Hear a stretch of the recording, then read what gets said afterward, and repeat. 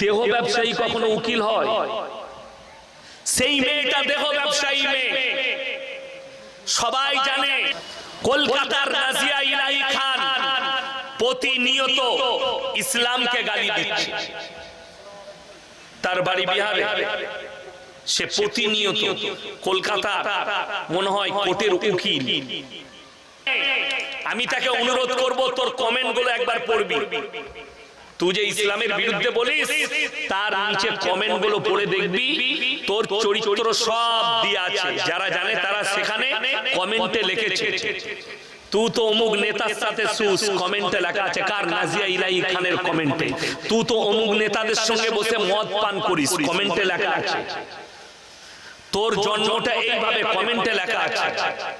আল্লাহর কৃপায় কমেন্ট গুলো পড়ে দেখো মৌলবী গোবর ভক্ত, গোবরখোর আর মুদখোররা ছাড়া আমাদেরকে গালি কেউ দেয় না। গোবরখোর আর মুদখোর।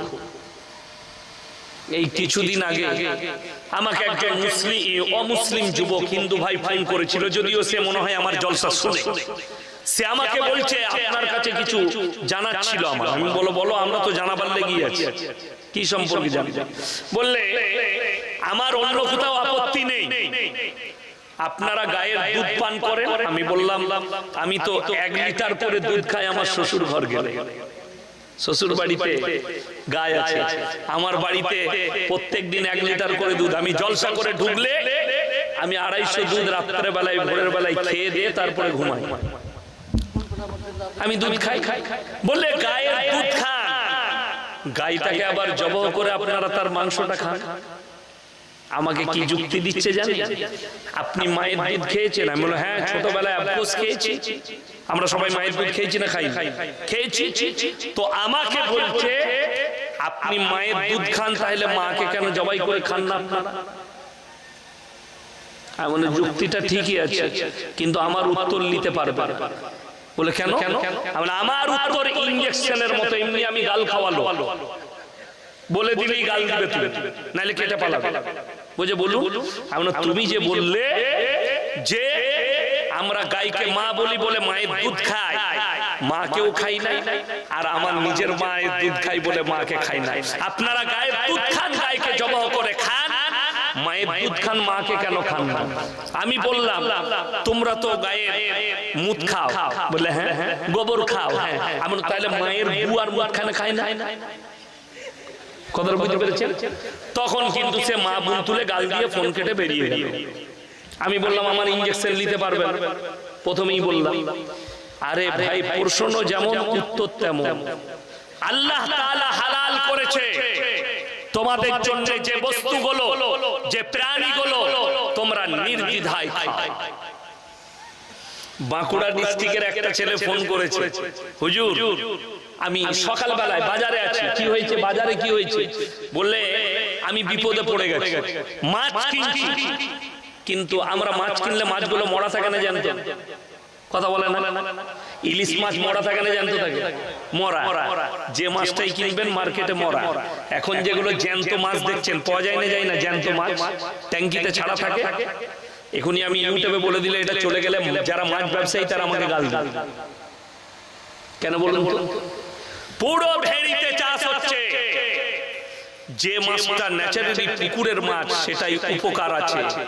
বাকি যেগুলো জ্যান্ত মার্কেটে বিক্রি হচ্ছে একটাও ভালো নয়, সব ক্ষতিকারক। ইউরিয়া দিয়ে পোল্ট্রি মুরগি, জানে পোল্ট্রি মুরগি আর ওই মাছ দুটোই সমান। চলুন, আমি যেটা বলতে চাইছি, সেই ছেলে ফোন করেছে, বলছে আমাকে একজন প্রশ্ন করেছে, তোমাদের তো কোরআনে আছে,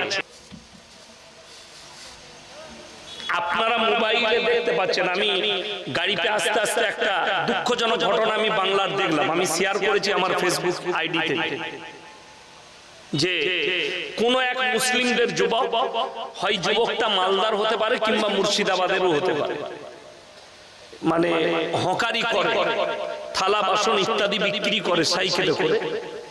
জায়গাটা কোথায় বুঝতে পারলাম না, লেখা নেই।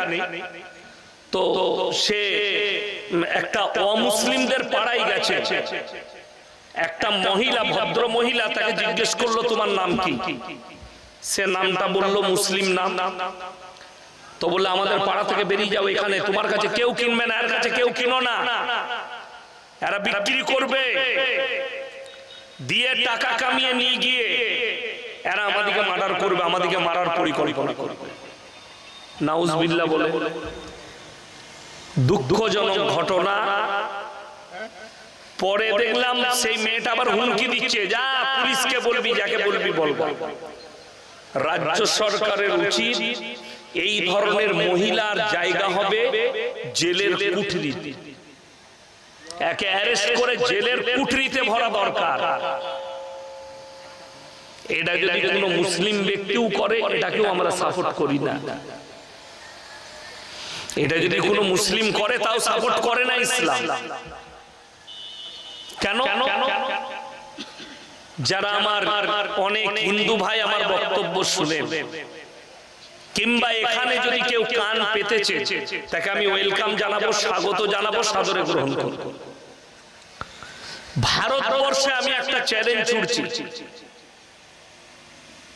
এই 10 বছরের ভেতরে একটা যদি কেউ প্রমাণ দেয় যে কোন মুসলিম দল বেঁধে গিয়ে কোন মন্দিরের উপরে নারায়ে তাকবীর আল্লাহু আকবার বলে ইসলামের ঝান্ডা উড়িয়েছে, একটা পারবেন না, মিডিয়া ওয়ালারাও পারবে না।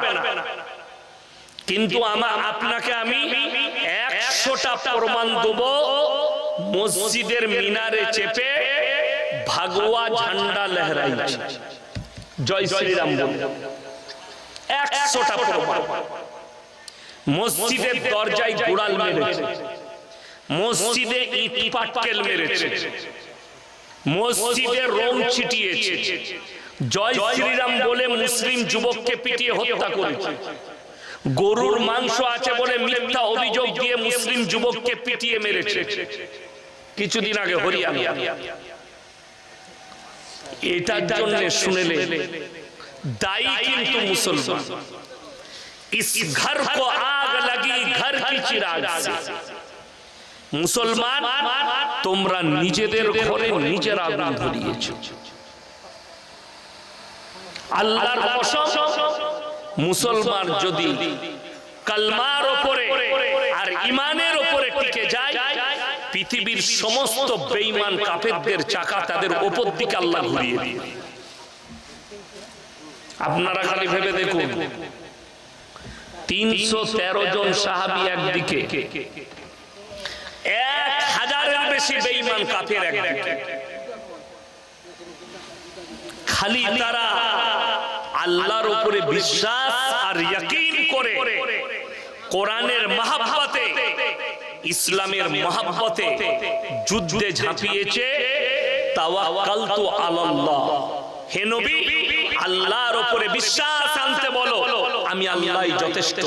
313 জন সাহাবীকে আল্লাহ জয়লাভ করিয়েছেন, বলুন সুবহানাল্লাহ। 313 জন সাহাবী, 1000-এর বেশি বেঈমান কাফের।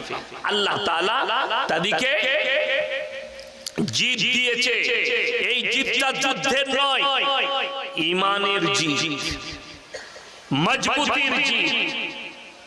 আজকে হাজারো হিন্দুস্তানের মুসলমান দেখিয়ে দেব নিজের অস্তিত্বের জন্য, নিজের চেয়ারের জন্য, নিজের পদের জন্য নিজের ঈমানকে বিক্রি করে দিচ্ছে।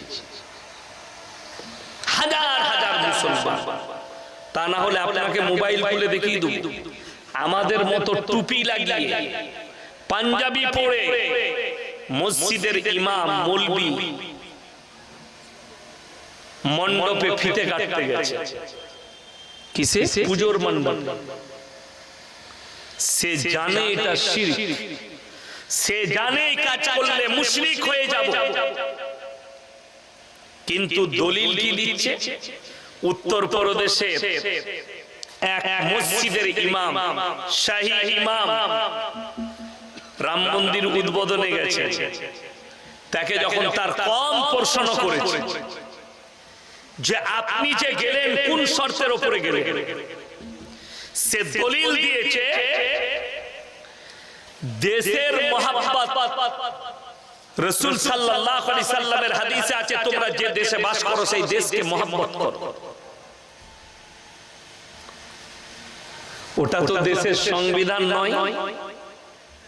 কেউ বলতে পারবে যে ভারতের সংবিধানে লেখা আছে মন্দির উদ্বোধন করতে হবে, সবাইকে যেতে হবে? লেখা নাই। ধর্ম যার যার, উৎসব তার তার। তোমার মন্দিরে ঘন্টা বাজবে, আরতি হবে, আমার মসজিদে আজান হবে আর নামাজ হবে। এটাই হচ্ছে হিন্দুস্তানের সংস্কৃতি, এটাই হচ্ছে খুবসুরতি হিন্দুস্তানে।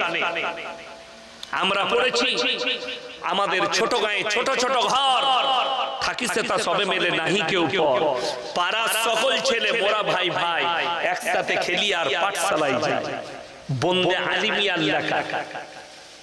আমরা এক বিনতে দুইটি কুসুম, হিন্দু মুসলমান ছড়া সব ঠিক আছে। আল্লাহ রাসূল সাল্লাল্লাহু আলাইহি সাল্লামের হাদিস, কোরআনে আল্লাহ বললেন তোমরা কারো ধর্মকে গালি দিও না, কারো দেবদেবীকে গালি দিও। আমি বয়ান শুরু করেছি, এখনো পর্যন্ত কারো দেবদেবীকে গালি দিলাম? কথা বলে না, এবং দিবও না। কেন? আমার ওই ধর্ম সম্পর্কে জ্ঞান নেই।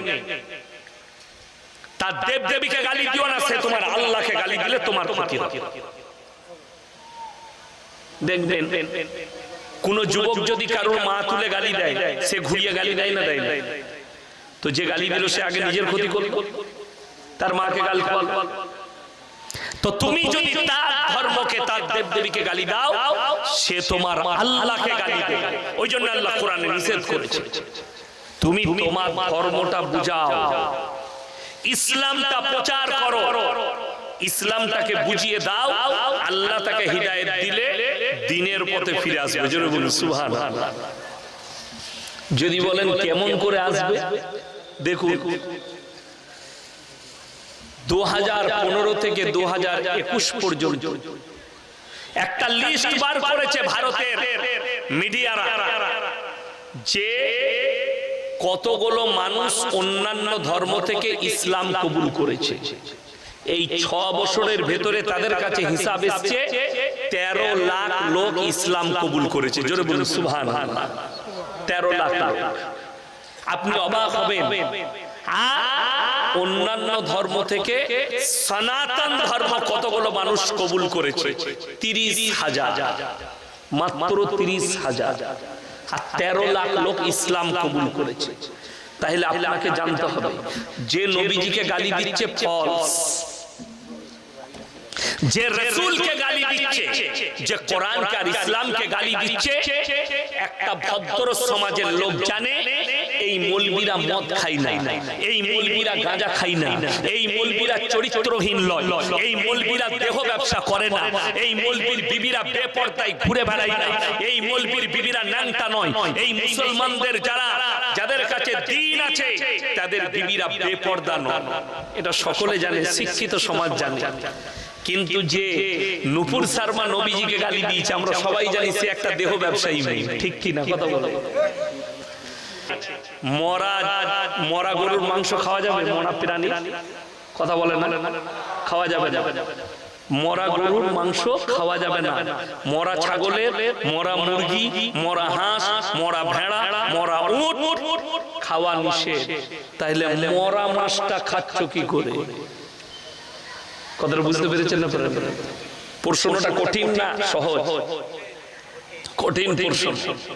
আমি তাকে বললাম রেকর্ডিং করো, না হলে মালটা কাছে থাকলে সাউন্ড বাড়িয়ে শোনাও।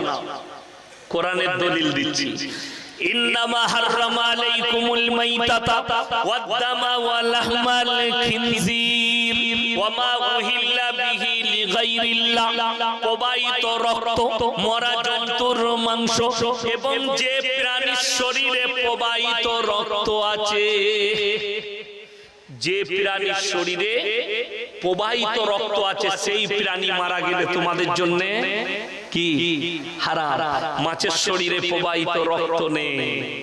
রাসূল বললেন মাছ মারা গেলেও খাওয়া যাবে, যেহেতু মাছের শরীরে প্রবাহিত রক্ত নেই। বাকি যতগুলো আমরা খাই, হাঁস, মুরগি, গরু, ছাগল, তাদের শরীরে প্রবাহিত রক্ত আছে। জোরে বলুন সুবহানাল্লাহ। যার কারণে মাছ মরা খাওয়া জায়েজ আছে, যার শরীরে প্রবাহিত রক্ত নেই। প্রবাহিত রক্ত মরা জন্তুর মাংস, শুয়োরের মাংস, আল্লাহ ব্যতীত অপরের নামে উৎসর্গকৃত জিনিস তোমাদের জন্য হারাম করা হলো। এই উৎসর্গ শব্দ অনেকজন বুঝেন, অনেক মুসলমান বুঝেন। উৎসর্গ মানে আল্লাহ ব্যতীত অপরের নাম দিয়া আপনি নিয়ত করেছেন, আমার ছেলে মাধ্যমিকে ফার্স্ট হলে আমি এই দেওয়ানপুর মাদ্রাসায় একটা ছাগল দেব আল্লাহর রাস্তায়, জায়েজ আছে। আমার ছেলের বিয়ে লাগলে আমি মাদ্রাসায় আল্লাহর রাস্তায় একটা গরু জব করে খাওয়াবো, জায়েজ আছে। কিন্তু যদি বলেন আমার ছেলে মাধ্যমিকে ফার্স্ট হলে আমি ঢেলা বাবার নামে একটা গরু দেব, কানা বাবার নামে একটা গরু দেব, কানা পীরের নামে একটা গরু দেব, উটি হারাম। কথাটা বুঝতে পারেন? 1000 বার বিসমিল্লাহ বলে যদি জবাহ করা হয়, আর যদি উদ্দেশ্য হয় পীরের নামে, ঢিপির নামে, গাছের নামে, আল্লাহ ব্যতীত অপরের নামে, জায়েজ হতে পারে, হালাল। 1000 বার বিসমিল্লাহ বলে জবাই করলেও বৈধ হবে না। একজন যুক্তি দিয়েছে ঝাড়খণ্ডের একটা মুফতি, ইয়াসিন জানে না, মাজারে যে মুরগিগুলো পড়ে, ছাগলগুলো আসে, ওইগুলো বিসমিল্লাহ বলেই জবাই করা হয় আল্লাহর নাম। আপনাদের বাড়িতে কুটুম আসে না, আসে না, মেহমান আসে? আজকে আমাদেরকে মাদ্রাসাওয়ালারা ছাগল খাইয়েছে মেহমান দিকে। তো কুটুম এলে মুরগিটা কোথায় জবাই করেন? কবরস্থানে না বাড়িতে? এই হারাম করে বলছে কবরস্থানে জবাই করতে হবে। কথাটা বুঝতে পারেন? শব্দটা একই, বলছে